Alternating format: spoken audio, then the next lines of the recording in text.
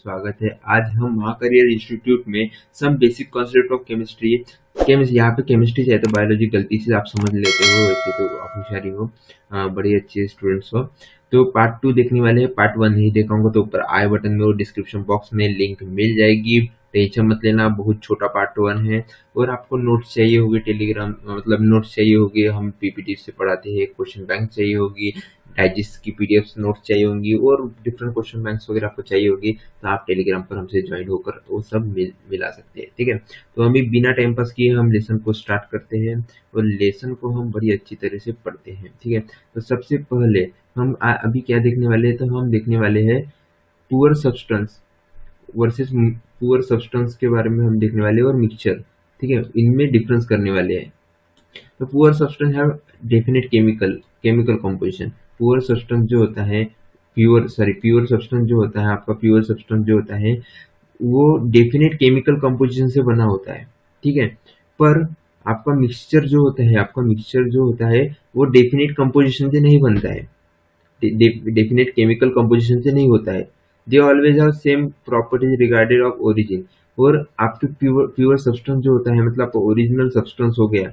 आपका original substance जो है, अभी आपका ओरिजिनल सब्सटेंस कार्बन है। ठीक है, कार्बन को हम नहीं बना सकते। कार्बन को हम बना सकते हैं क्या? कार्बन को हम नहीं बना सकते, पर वो जैसे है इसमें हमने कुछ केमिकल रिएक्शन की क्या? नहीं, वो अपने आप बना है। मतलब उसकी भी रिएक्शन हुई है, पर हमने बनाया कि उसके ऊपर रिएक्शन करके हम कार्बन को तैयार कर सकते हैं? नहीं, वो बना है। ठीक है, हम उसकी डेफिनेट केमिकल कंपोजिशन है, इसे बनने में लगे हुए केमिकल कंपोजिशन है, उसे हम नहीं बना सकते। ठीक है, तो ये this is the pure substance. Carbon यह प्योर सब्सटेंस में आता है। ठीक है, और यह इसमें ओरिजिन होता है। ठीक है, mixture have no definite chemical composition. मैंने पहले बताया मिक्सचर में डेफिनेट कंपोजिशन नहीं होता। ठीक है, और इसमें डेफिनेट प्रॉपर्टीज भी नहीं होती। ठीक है, केमिकल रिएक्शन में डेफिनेट प्रॉपर्टीज भी नहीं होती। जैसे कार्बन बना है तो इसकी कुछ डेफिनेट प्रॉपर्टीज है। ठीक है, पर हम जो केमिकल रिएक्शन करते हैं उसकी डेफिनेट प्रॉपर्टीज भी नहीं होती। ठीक है, और प्योर सब्सटेंस के एग्जांपल कौन से हैं? तो मेटल्स, प्योर मेटल्स हो गए आपके, ऑल नहीं प्योर मेटल्स हो गए। और डिफरेंस आप एग्जांपल देख सकते, गोल्ड, एल्यूमिनियम, डिफरेंट। ठीक है, और मिक्सचर का एक आधी एग्जांपल तो मैं आपको बता दूं, पेंट। और पेंट किससे बनता है? मिक्सचर ऑफ ऑयल से। ऑयल, पेंट में ऑयल रहता है, पिगमेंट्स, एडिटिव। ठीक है, और कॉन्क्रेंट सेकंड एग्जांपल है। कॉन्क्रेंट भी आप बता सकते, किसी ने पूछा तो कॉन्क्रेंट किसी सैंड, रेत से, सीमेंट और वाटर।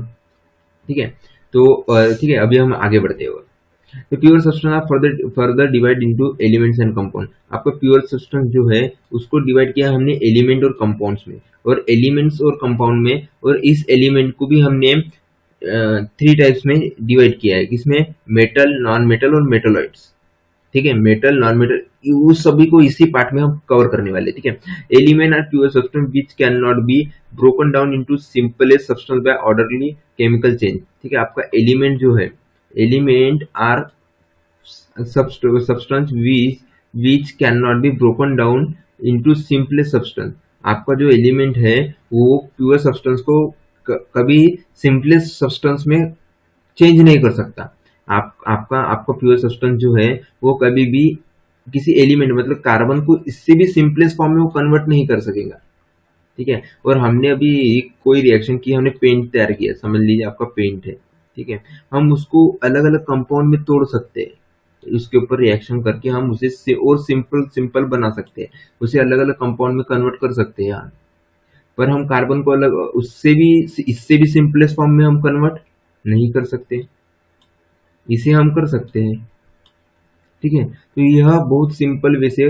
और अभी आपको मिक्सचर के बारे में पढ़ना है, तो मिक्सचर में क्या होगा? मिक्सचर में भी यही है, सिर्फ डेफिनेशन एलिमेंट की जगह पे मिक्सचर रहेगा और उसकी जगह पे नॉट की जगह पे नॉट ही नहीं रहेगा उस डेफिनेशन में, वो भी हमें आगे पढ़ना है।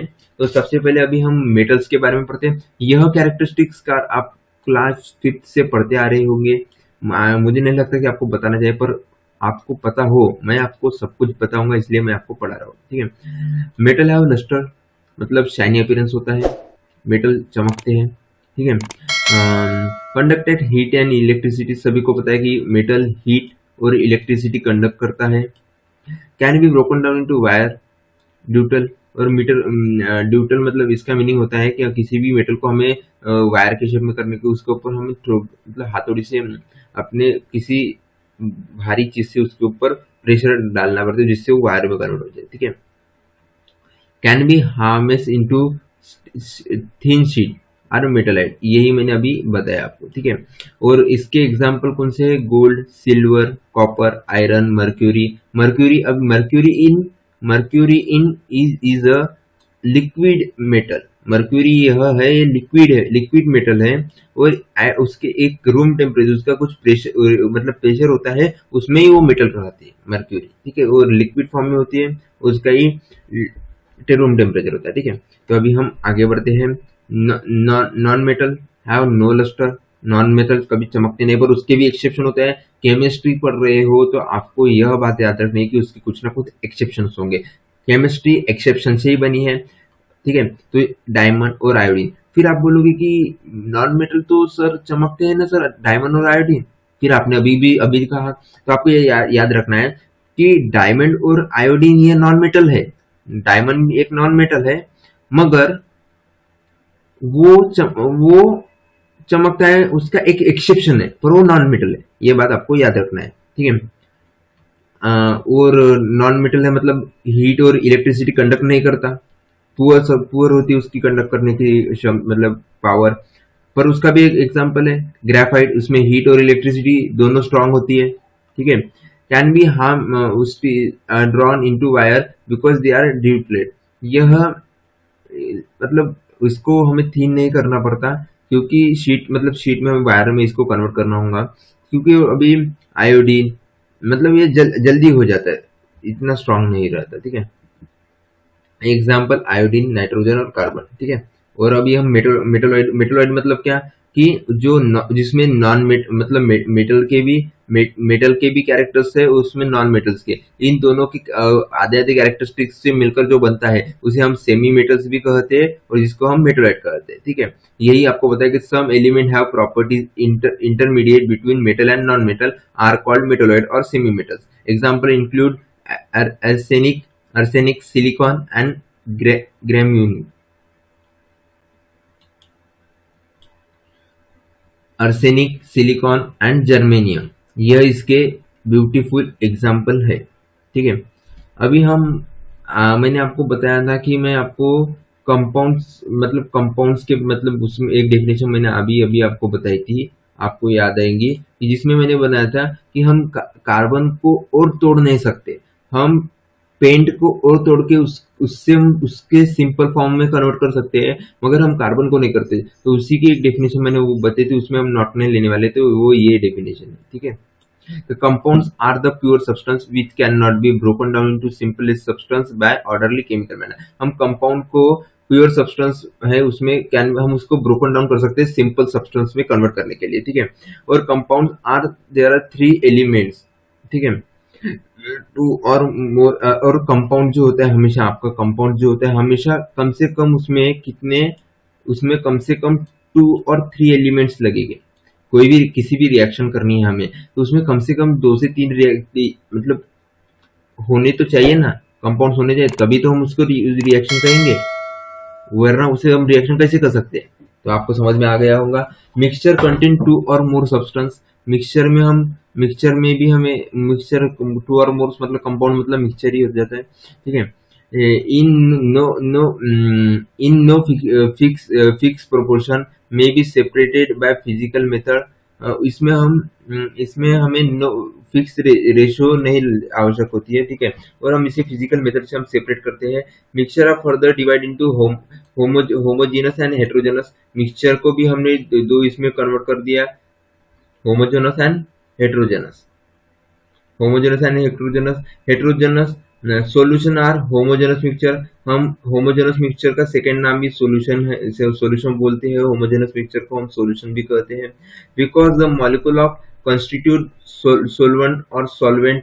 और इसका रीजन है कि हम सॉल्यूशन क्यों करते हैं, तो द मॉलिक्यूल्स होता है, होमोजेनस मिक्सचर का जो मॉलिक्यूल होता है वो सोलवेंट एंड सोलवेंट होता है। यह पॉइंट बहुत इंपॉर्टेंट है, आपको पता होना चाहिए। आर यूनिफॉर्मली मिक्स और यह यूनिफॉर्मली मिक्स हो जाए थ्रू आउट इस वर्क मतलब मिक्स हो जाता है। अभी एक हमने जार मतलब एक कप लिया, उसमें हमने क्या किया, उसमें हमने वाटर डाला और वाटर में हमने अभी सॉल्ट डाल दिया, यहाँ से ऊपर से हमने सॉल्ट डाल दिया। तो अभी समझ लीजिए सॉल्ट वाटर में डालने के बाद और थोड़े समय रखने के बाद वो तो वाटर में मिक्स हो गया, आप उसको बाद में सेपरेट करोगे क्या? आप उसको सेपरेट कर सकते हैं। आपने सॉल्ट की जगह पे अपने सॉइल डाल दिया, ठीक है, आप सॉइल डाल लिया, मिट्टी डाल ली और वाटर को मिक्स कर दिया, तो आप उसको सेपरेट, मिट्टी को आप सेपरेट कर लोगे, पर आप नमक को सेपरेट कर सकते हैं? नहीं कर सकते। और कर सकते हो हम इवापोरेशन वगैरह करके, डायरेक्टली हम मिट्टी को जैसे डायरेक्टली करेंगे तो यह सॉल्यूशन हो जाता है। मतलब आपको मिट्टी मतलब आपको नमक अलग नहीं दिखेगा, नमक और पानी एक जैसा सेम दिखेगा। आप शुगर को डाल दे, मिक्स कर दो, थोड़े समय के बाद आपको शुगर और पानी वो दोनों मिक्स हो जाएंगे, तो इसे हम सॉल्यूशन कहते हैं, ठीक है। अभी हम हेट्रोजेनस मिक्सचर के बारे में पढ़ते हैं। Heterogenous mixture the molecule of the constituent are not uniform, यह यूनिफॉर्म नहीं था, वो mix throughout the work. Example suspension of isolation soil in liquid, मैंने सस्पेंशन ऑफ आइसोलेटेड सॉइल बताया ना, ये तो वही एग्जांपल है यहाँ पे। मतलब हमने एक वाटर लिया, इसमें सॉइल डाली और सॉइल डाल के हमने मिक्स करा, मिक्स करने के बाद हमने क्या किया, मिक्स कर डाला, मिक्स करने के बाद हम उसको सेपरेट नहीं कर सकते ना, वो अलग मतलब दोनों भी दिखेंगे हमें पर अलग अलग दिखे, हाँ, पर हमें नमक और पानी का फर्क हमें मतलब नहीं समझेगा, पर मिट्टी का हमें समझ में आएगा, ठीक है, यही कहता है।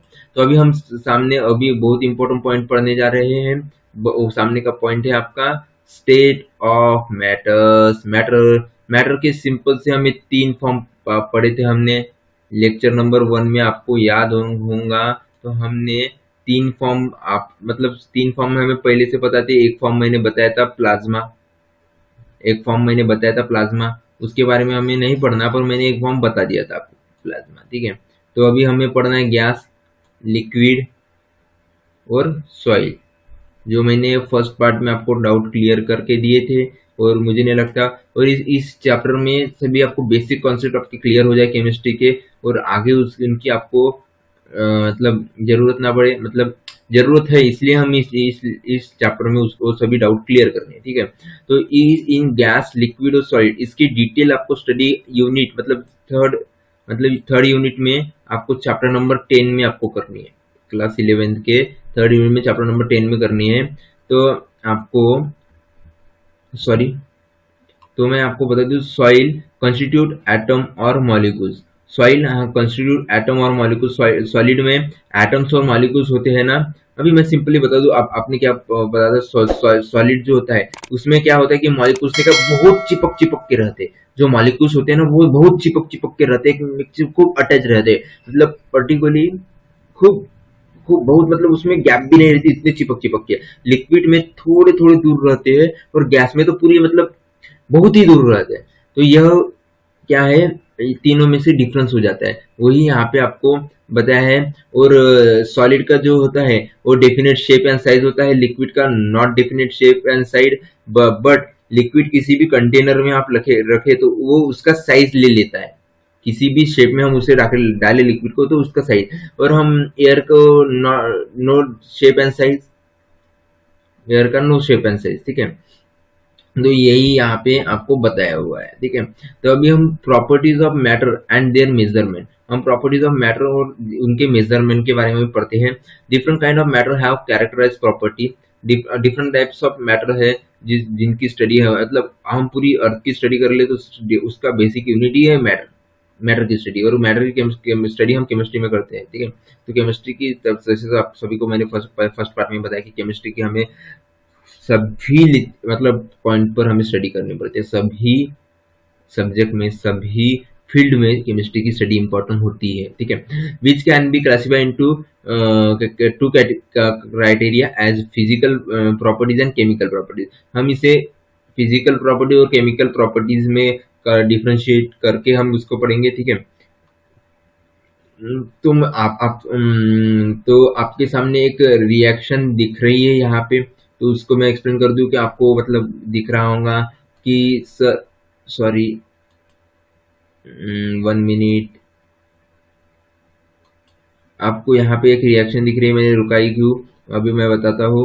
ये मैग्नीशियम है, ठीक है, ये मैग्नीशियम है और यहाँ पे मैग्नीशियम स्ट्रिप थी, मैग्नीशियम, मैं यहाँ पे एरो ले लेता हूँ क्योंकि वो एनिमेशन चलते चलते बताऊंगा, ठीक है। तो सबसे पहले यहाँ पे वो जल नहीं रहा था, हमने सिंपल एक मैग्नीशियम स्ट्रिक ली थी, अभी ये ली और उसको हमने गैस के ऊपर रखा। तो गैस के ऊपर रखते ही हमें क्या समझ में आया कि वो मैग्नीशियम है वो जल जल रही है, पूरी वो जल रही है, उसने हीट ले ली, पूरी हीट वो दे रही है, ठीक है। आप देखिए अभी इस रिएक्शन से, तो ये यहाँ पे रिएक्शन तैयार कर लिया हमने, एक रिएक्शन को हमने करके देखा, ठीक है। तो physical property are those which can be measured और observe without changing a chemical composition. Physical property, physical property मतलब फिजिकल प्रॉपर्टीज हमें किसी की देखनी हो तो हम फिजिकल प्रॉपर्टी मेजर कर सकते हैं ऑब्जर्वेशन विदाउट चेंज, उसमें हमें रिएक्शन को चेंज करने की आवश्यकता नहीं रहती है। पर हम केमिकल प्रॉपर्टी को मेजर करना हो तो हमें केमिकल रिएक्शन को चेंज करना पड़ता है, ठीक है। एक बात दो और सब्सटेंस, ठीक है, और उसमें हम कलर, उसकी फिजिकल प्रॉपर्टी मतलब क्या हो जाता है आपका कलर, ठीक है, मेल्टिंग पॉइंट, बॉइलिंग पॉइंट और डेंसिटी, इनसे हम फिजिकल प्रॉपर्टी देख सकते हैं, ठीक है। ये आपकी फिजिकल प्रॉपर्टी की ये हो गई, मतलब पॉइंट्स हो गए, ठीक है। केमिकल प्रॉपर्टी, केमिकल्स प्रॉपर्टीज हमें देखनी होगी तो हमें उसकी रिएक्शन करनी होगी। केमिकल प्रॉपर्टीज की जब तक हम रिएक्शन नहीं करेंगे तब तक हम उसके बारे में, केमिकल प्रॉपर्टीज के बारे में हम जान नहीं सकेंगे, इसलिए हमें उसकी रिएक्शन करें। फॉर एग्जाम्पल यहाँ पे coal burn in air to produce carbon dioxide और ठीक है, हम कार्बन को, हम कोल को ले ले, उसको बर्न कर ले, उसको जलाए तो उस वहां से जो ब्लैक मतलब निकलेगी धुआं, आपकी धुआं, उससे हमारे एयर में कार्बन डाइऑक्साइड हमें दिखेंगे। हम एक केमिकल रिएक्शन कर रहे हैं, मतलब हम केमिकल प्रॉपर्टीज दिख रहे हैं कार्बन की, ठीक है। और मैग्नीशियम वायर, अभी हमने मैग्नीशियम ये वायर लिया, उसको हमने बर्न किया तो उससे भी आग, मतलब oxygen to from magnesium oxide, यहाँ पे मैग्नीशियम ऑक्साइड की फॉर्म में मतलब वो जल रहा है, ठीक है। तो इससे हमें केमिकल प्रॉपर्टीज देखी, वो केमिकल प्रॉपर्टीज का एग्जांपल था। और फिजिकल प्रॉपर्टीज के लिए हमें किसकी आवश्यकता नहीं रहती, हमें फिजिकल प्रॉपर्टीज के लिए हमें केमिकल रिएक्शन करने की आवश्यकता नहीं रहती। यह पॉइंट टेक्स्ट बुक का इंपॉर्टेंट हाईलाइट कर लेना। मेजरमेंट ऑफ प्रॉपर्टीज, अभी हम मेजरमेंट ऑफ प्रॉपर्टी 1.3.1 देख रहे हैं।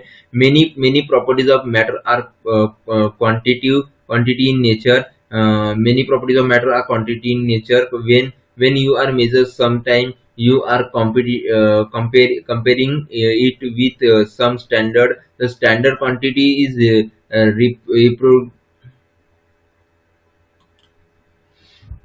ठीक है, अनचेंजिंग।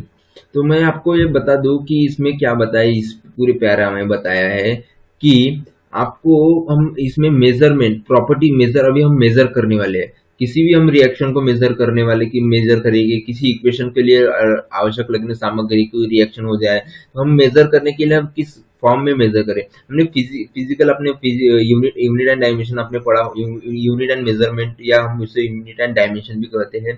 तो यूनिट एंड डायमेंशन या मेजरमेंट आपने पढ़ा होगा तो आपको समझ में आएगा। तो उसमें भी हमने मेजरमेंट के लिए कुछ यूनिट्स ली है, ठीक है, कुछ फंडामेंटल यूनिट्स ली है। तो हमें उस केमिकल रिएक्शंस और उसको भी काउंट करने के लिए हमें कुछ यूनिट्स की आवश्यकता है। जैसे हमें उसका मास काउंट कर, मतलब उसकी मैटर, मतलब मैटर का क्या मास है, मैटर की क्या लेंथ है, मैटर का क्या एरिया है, मैटर का क्या प्रेशर है, मैटर का क्या वॉल्यूम है, मैटर के मतलब मैटर तैयार होने में कितना टाइम लगता है, और क्वांटिटी इन नेचर, और नेचर में। तो ये सभी हमें पता होने के लिए कुछ यूनिट्स हमें चाहिए। For example length of classroom can be represented, हम किसी की रिएक्शन को हमें रिप्रेजेंट करना हो, अभी एक सिंपल एग्जांपल दिया कि आपकी क्लासरूम की लेंथ हमें दी है तो हम बोल देंगे हाँ 10 मीटर है, where 10 is the number and m is denoted by metre, मतलब यूनिट, और m क्या है, m आपकी 10 है, ये एक नंबर है, पर m क्या है, m ही यह मीटर क्या है, एक यूनिट है, मेजरमेंट की यूनिट है, मेजरमेंट की यूनिट को हम रिप्रेजेंट कर रहे हैं, ठीक है। तो अभी आपको यूनिट के बारे में अभी बताता हूँ। इस प्यारा में आपको बताया कि जो the arbitrary decided and universally accepted, जो आर्बिटरीज डिसाइडेड होती है, और यूनिवर्स मतलब पूरे विश्व में उसे जिसे एक्सेप्टेड किया होता है, जिस यूनिट्स को एक्सेप्टेड करते हैं और पूरे विश्व में उसी को हम फॉलो करते हैं, उन यूनिट्स को हम इंटरनेशनली एक्सेप्ट करते हैं, उसे हम यूनिट्स कहते हैं। जिस स्टैंडर्ड को हम एक्सेप्ट करते हैं हमारे सिवा, हमारे देश के सिवा, मतलब लोकली नहीं, हमारे आजू बाजू परिसर के नहीं, तो पूरे विश्व ने जिसे एक्सेप्ट किया है, उन काउंटिंग के लिए जिन यूनिट्स फॉर्म को, तो उन्हें हम यूनिट्स कहते हैं। ठीक है, तो सबसे पहले हमारे यहाँ पे 4 यूनिट्स फॉर्म है। कौन सा फर्स्ट फॉर्म है? सीजीएस, मतलब centimetre for length, gram for mass, and second for time. इसे हम सिंपल फॉर्म में बोलते हैं centimetre gram second system, CGS. ठीक है, और सेकेंड है एफपीएस, मतलब फुट पाउंड सेकेंड सिस्टम, और MKS, metre kilogram second system, और फोर्थ फॉर्म है एसआई। एसआई मतलब स्टैंडर्ड इंटरनेशनली एक्सेप्टेबल यूनिट, जो हम अभी पढ़ने वाले, जो पूरे विश्व ने। अभी हमारे यहाँ पे सीजीएस यूनिट यूज करते हैं, एमकेएस यूज करते हैं, पर हम F foot pound second system हम यूज नहीं करते। इंग्लैंड जैसे कुछ कंट्रीज इसे यूज करती है, हम नहीं करते। तो ऐसा प्रॉब्लम आ रहा था कि कुछ यूनिट्स वहां पे अलग है, यहाँ पे, तो हम वो मिलने के लिए पूरी इंटरनेशनल एक यूनिट तैयार करी गई। ठीक है, तो अभी in 1960 the general conference of weight and measurement propose review metric system, तो मेट्रिक सिस्टम से कॉल्ड इंटरनेशनल। तो एक 1960 को एक जनरल कॉन्फ्रेंस, मतलब जो वजन तोलने का, मापने का होता है, तो उसकी एक कॉन्फ्रेंस मीटिंग, मतलब यह सम्मेलन आयोजित किया होगा। तो उसमें वो डिस्कशन करके उन्होंने कुछ यूनिट्स बनाए। ठीक है, the metric system which originated in France in later 18th century. और जो मेट्रिक सिस्टम, एक मेट्रिक सिस्टम है, उसे उसका ओरिजिन हुआ था फ्रांस में इन 18th सेंचुरी में, was more convenience as based on the decimal system. और वो उसका बेस था डेसिमल कन्वीनियंस थी डेसिमल सिस्टम से। ठीक है, that are based on the common standard. तो हमें कॉमन यूनिट चाहिए थी इंटरनेशनल, मतलब पूरे वर्ल्ड के लिए इस्टेब्लिश करने के लिए। तो हमने मतलब तो उस सम्मेलन में, समझ लीजिए कि उस सम्मेलन में 7 बेस यूनिट हमें मिली। उन्हें हम फंडामेंटल साइंटिफिक क्वांटिटीज कहते हैं, फंडामेंटल यूनिट कहते हैं उन्हें। और उसमें उसकी कुछ यूनिट, मतलब उसमें कुछ यूनिट्स है, उससे हम आगे एक बॉक्स से देखेंगे। तो सबसे पहले हम length, mass, time, electric current, thermodynamic, temperature, amount of substance और ल्यूमिनस इंटेंसिटी, इन सातों में हमने उन्हें कन्वर्ट किया है। और उनके सिंबल है लेंथ एल, और उसको इसका यूनिट का नेम, मतलब उसकी यूनिट है मीटर, सिंबल एम भी डाल सकते हैं, यूनिट का सिंबल है। ठीक है, सिंबल ऑफ क्वांटिटी एल डाल सकते हैं। मास एम, उसका unit kilogram kg, time T, second small. ठीक है, तो यही इंपॉर्टेंट है। Electric current I, ampere, thermodynamic temperature T, kelvin K, amount of substance and mole, MOL, luminous intensity I, candela और सीडी। आपको क्या इंपॉर्टेंट है? आपको ये इंपॉर्टेंट है क्वांटिटी, सिंबल, ये इंपॉर्टेंट नहीं है। इंपॉर्टेंट फर्स्ट, सेकेंड और थर्ड, यह आपको याद करने हैं। एग्जाम के पॉइंट ऑफ व्यू से पूरे 11th में और 12th में बहुत इंपॉर्टेंट है, आपको याद रखने हैं। ठीक है, अभी हम मास एंड वेट की तरफ बढ़ते हैं। फिजिकल प्रॉपर्टीज को कैसे काउंट करते हैं, क्या क्या पॉइंट नहीं लिए गए, कुछ क्यों नहीं लिए गए, या क्यों क्या क्या पॉइंट नहीं लिए गए, तो हम देखते हैं। मास एंड वेट, तो मास एंड वेट जो है, तो we know that the matter was mass, कि कोई भी ऑब्जेक्ट है उसका कुछ मास होता है, आप सभी को पता है। तो so mass is inherited property of matter, तो वो इनहेरिटेड प्रॉपर्टी है। It is a major quantity of matter of a body content, वो major quantity. The mass of a body does not vary position charges. On the other hand, weight of a body is result of the mass and gravitational attraction. The weight of a body vary because the gravitational attraction on the earth for body vary with distance from the center of the earth. ठीक है, आपको यह बात, आप tenth हो गए, आपको tenth में बताइए होगा किसी ने कि आपका ग्रेविटेशन जो फोर्स होता है वो हमारी बॉडी को अर्थ के सेंटर की तरफ अट्रैक्ट करता है। हम किसी भी दो ऑब्जेक्ट में हमें क्या होता है, ग्रेविटेशनल फोर्स होता है, ठीक है। तो आपका मास एंड आपका वेट होता है, वो मास जो होता है कि वो आपका मोर फंडामेंटल होता है, किससे, किसके प्रॉपर्टी से, वेट से। मास आपको body is more fundamental than its weight, आपका मोर फंडामेंटल, इसलिए वेट को हम वेट को आपके वेट को, मास को लिया पर वेट को ऐसा यूनिट में, इंटरनेशनल यूनिट में शामिल नहीं किया गया, इसीलिए, ठीक है। और हम आगे बढ़ते हैं कि basic unit of mass in the SI system is the kilogram as below. अभी हमने टेबल देखा, उसमें बताया। तो frictional quantity gram is use for the weighting small quantity for chemical in laboratories. Small quantity के लिए हम ग्राम का इस्तेमाल करते हैं। 1 kg इज इक्वल टू 1000 ग्राम, आपको पता ही है। और 1000 ग्राम को हम 10⁻³ जी के फॉर्म में लिखते हैं, जो आपने अभी नीचे दिखाई हुआ है, ठीक है। तो सबसे अभी हम लेंथ के बारे में पढ़ते हैं। In a chemical we come across length while expressing properties such as atomic radius, bond length, wavelength of electromagnetic radius, and so these quantity are very small, therefore the fractional unit of the SI unit of length are used for example nanometer, picometer, ठीक है। तो यहाँ पे क्या बताया गया है कि हमें लेंथ काउंट, किसकी लेंथ काउंट करनी है, हमें atomic radius, bond length, wavelength, electromagnetic radius, इनकी हमें लेंथ काउंट करनी पड़ती है। तो इनकी लेंथ काउंट करने के लिए हमें स्मॉल से स्मॉल, बेसिक खूब बहुत स्मॉल हमें यूनिट चाहिए थी, तो हमें हमने मिली वह है नैनोमीटर और पिकोमीटर। नैनोमीटर का शॉर्ट फॉर्म एनएम और पिकोमीटर का PM. 1 nanometre is equal to 10⁹ metre, 1 picometre is equal to 10⁻12 metre. यह याद रख लेना, ठीक है। वॉल्यूम को आपको मेजरमेंट, आपको जैसा इंटरनेशनल यूनिट है उसमें एक्सेप्ट नहीं किया गया है, तो उसको अलग रखा है, ठीक है, उसको एक्सेप्ट नहीं। It is the amount of space occupy by 3 dimensional object. मतलब क्या होता है कि अमाउंट ऑफ किसी भी वॉल्यूम काउंट करना, मतलब पूरे ऑब्जेक्ट का वॉल्यूम होता है। वॉल्यूम अपने टेंथ में बहुत काउंट किया होगा कि वॉल्यूम एंड मेजरमेंट आपका चैप्टर जो रहता है मैथ्स 2 में और ज्योमेट्री में। तो वॉल्यूम मतलब आप वॉल्यूम मतलब 3D ऑब्जेक्ट लीजिए, उस ऑब्जेक्ट का पूरा जो वॉल्यूम है उसे काउंट करने का हम वॉल्यूम करते हैं। It does not depend on the shape, यह किसी भी शेप पे नहीं रहता, वो 3D फॉर्म में रहता है, ठीक है, वॉल्यूम ऑलवेज।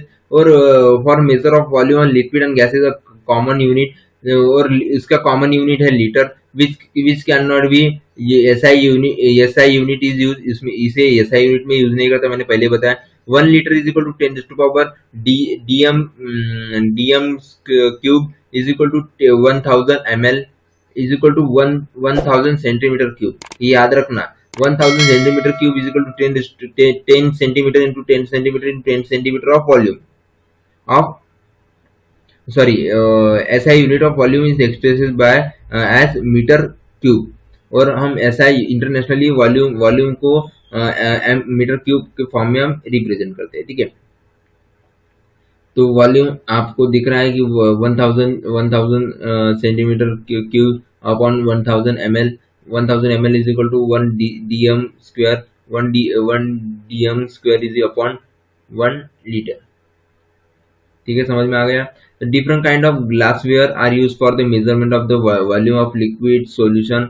हम different volumetric flash is use for the pipette. हम किसी लिक्विड का वॉल्यूम मेजर करने के लिए, यहाँ पे आपको दिख रहे हैं ना ये मेजरिंग इंस्ट्रूमेंट, तो यह डिफरेंट मेजरिंग इंस्ट्रूमेंट लिक्विड को काउंट करने के लिए और उसकी यूनिट्स मतलब उनके वॉल्यूम काउंट करने के लिए, और यह डिफरेंट से हम लिक्विड का वॉल्यूम हम काउंट करते हैं। फिर हम फोर्थ फॉर्म है आपका density of a substance is it mass per unit volume. It is determined in the laboratory by measure mass and volume sample. आपका जो डेंसिटी होता है, डेंसिटी काउंट करने के लिए मास पर वॉल्यूम वॉल्यूम काउंट किया जाता है। मास तो काउंट करते ही उसके साथ वॉल्यूम काउंट करके उसको मास से डिवाइड करके हमें डेंसिटी मिलती है। ये इसकी सिंपल डेफिनेशन है। ये आप फॉर्मूले को याद कर लो, आपकी इसकी डेफिनेशन सीधे सी याद हो जाएगी। SI unit of density is equal to SI unit of mass upon SI unit of volume. या सिंपली आप लिख सकते हैं density is equal to mass upon volume, simple, mass KG, volume metre cube, और KG into metre minus cube. CGS unit क्या आएगा, KG की जगह पे ग्राम, मीटर की जगह पे एमएल, और और आप जी इंटू एमएल -1 ये भी आप डाल सकते हैं। और सीजी, और यहाँ पे आप सेंटीमीटर क्यूब भी डाल सकते हैं। हाँ, मीटर की जगह पे आप सेंटीमीटर क्यूब भी डाल सकते थे। ठीक है, तो आप जितनी सिंपल यूनिट करना चाहते हैं आप जितनी सिंपल यूनिट करें, जितनी हार्ड यूनिट याद रखना चाहते हैं उतनी हार्ड यूनिट करें। आपके ऊपर डिपेंड करता है कि आपको कैसे करना है। ठीक है, the temperature is the measure of the hotness और कोल्डनेस ऑफ ऑब्जेक्ट। हम किसी भी ऑब्जेक्ट कितना हॉट है कितना कोल्ड है ये काउंट करने के लिए हमने टेम्परेचर उसे हम टेम्परेचर काउंट करना कहते हैं। और उसके लिए हमने डिफरेंट स्केल की है। तो उसमें 3 स्केल आती है, केल्विन, सेल्सियस और फ़ारेनहाइट। केल्विन केल्विन केल्विन यह आप हमारे एसआई यूनिट है। केल्विन स्केल को पूरे वर्ल्ड एक्सेप्टेबल कहते हैं। और डिग्री सेल्सियस, हम हमारा बॉडी टेम्परेचर 37 डिग्री सेल्सियस होता है नॉर्मली। ठीक है, तो ये बात याद रखना। यहाँ पे आपको इमेज में दिख रहा है बॉडी टेम्परेचर 37 डिग्री सेल्सियस। ठीक है, तो ये बात मैंने बताई। ठीक है, और 3 तो डिग्री सेल्सियस, डिग्री फ़ारेनहाइट और डिग्री केल्विन। और केल्विन इज एसआई यूनिट होती है। और कैलिब्री आपका केल्विन जो स्केल है वो 0 डिग्री टू 100 डिग्री सेल्सियस होती है। 0 डिग्री से वो 100 डिग्री सेल्सियस तक होती है। और फ़ारेनहाइट 30, उसकी मतलब वो नीचे से 30 मतलब वो स्टार्ट ही होंगे ना, तो 32 degree Fahrenheit to 12 degree Fahrenheit तक की होगी। ठीक है, और the temperature on the scale are related to each other by following response. और उसका एक फॉर्मूला है, degree Fahrenheit is equal to 9/5 bracket degree Celsius plus 32। यहाँ पे हमें डिग्री सेल्सियस दिया होगा तो हम इसको काउंट कर सकते हैं, या डिग्री फ़ारेनहाइट दिया तो हम इसको ये से ले मतलब कैलकुलेट करके हम कोई भी हमें एक वैल्यू मिल जाए तो हम उसको सॉल्व कर सकते हैं। ठीक है, और the Kelvin is related to Celsius scale as follow. तो हम Kelvin is equal to degree Celsius पर 273.15। और हमें इसे याद कर लेना, यहाँ पे डिग्री सेल्सियस मिली तो आप केल्विन पता कर लोगे, या केल्विन मिली तो आप डिग्री सेल्सियस में पता कर लोगे। मतलब इन दोनों डेफिनेशंस को आप अच्छे से याद कर लो, बहुत इंपॉर्टेंट, इनसे इक्वेशन बनते हैं। तो अभी आपको पूरा समझ में आ गया होगा। इसके बाद हम साइंटिस्ट के बारे में पढ़ेंगे, उन्होंने क्या क्या थेरीज दी वो पढ़ेंगे। और उससे उसके बाद 2 से 3 पार्ट में हम लेसन को खत्म कर डालेंगे। थोड़ा बड़ा लेसन है और कॉन्सेप्चुअल लेसन है, कॉन्सेप्ट बड़े अच्छे से पढ़ो, रीड करो टेक्स्ट बुक को, 2 से 3 बार वीडियो को देखो, पूरा कॉन्सेप्ट समझ में आ जाएगा। नोट्स को चाहिए होगा तो टेलीग्राम पर ज्वाइन हो सकते हो। और चैनल को प्लीज लाइक कीजिए, और अच्छा लगे तो सब्सक्राइब कर लेना। Thanks for watching my video, धन्यवाद।